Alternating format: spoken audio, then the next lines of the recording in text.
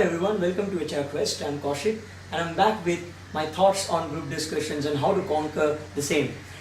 Well, in my previous video, I talked about the myths of group discussion, and now I'm going to focus more on the parameters that the companies and even the B schools have been following to determine someone's competency, capability, and the fitment in terms of job, at the same time a candidature.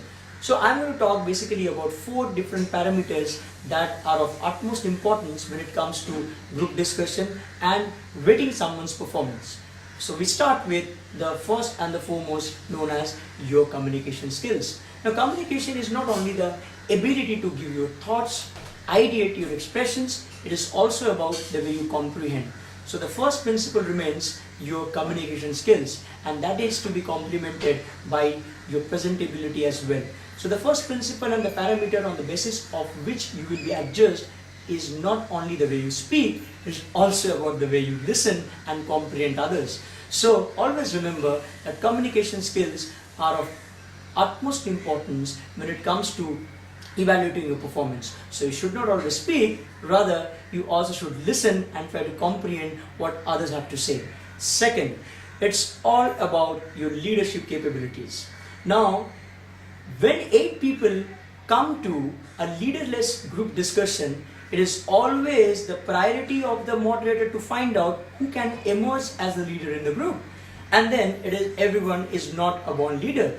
You have to rather make yourself a leader out of the group discussion. So what is to be done? It is all about, because there's a parameter of selection, you need to emerge as a leader every point in time. So the most important part is not only about your communication and presentation that I just shared right now, it's also about how do you show your leadership traits. So the first is the way you respect others' thoughts. Second, it is all about how participative you get at the time of the conversation. How are you trying to give different dimension to the topic, and the way you are articulating the thoughts, also by respecting others' opinions. It is very imperative for you to know that if you really want to become a leader, it is not only that you, whatever you believe in, the others also need to believe in the same. Even if you feel that you're right and others are wrong, you should always, in a very requestive manner and in a very polite tone, should ask for facts and figures, logic and justification.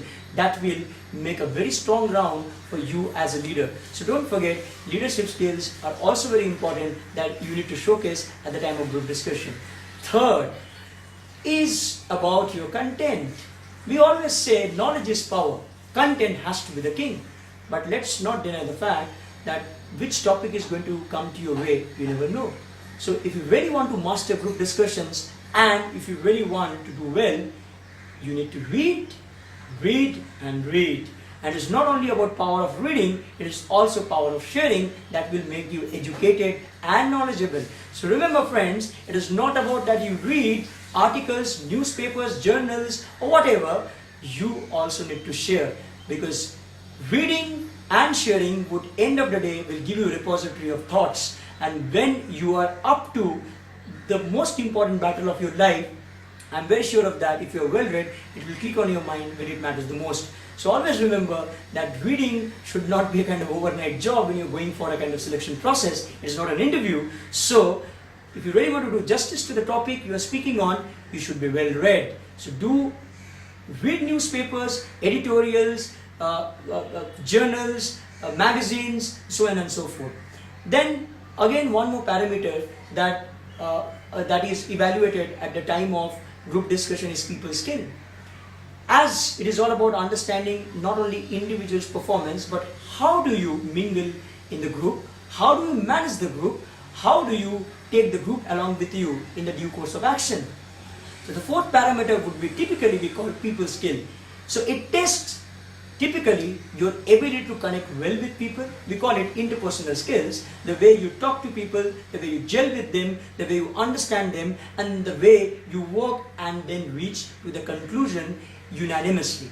So these are the 4 areas that every moderator would focus on, and be it a B school selection process or even when you're going for a company, they would particularly look into these 4 areas. So I just want to tell you in a nutshell, always remember your performance is the key to your interview. So, and to make your performance good, you need to focus primarily in 4 areas: communication skills, leadership skills, content, and most importantly, people skill. To know more about what are the parameters and how to actually master those skills, do visit www.hrquest.com.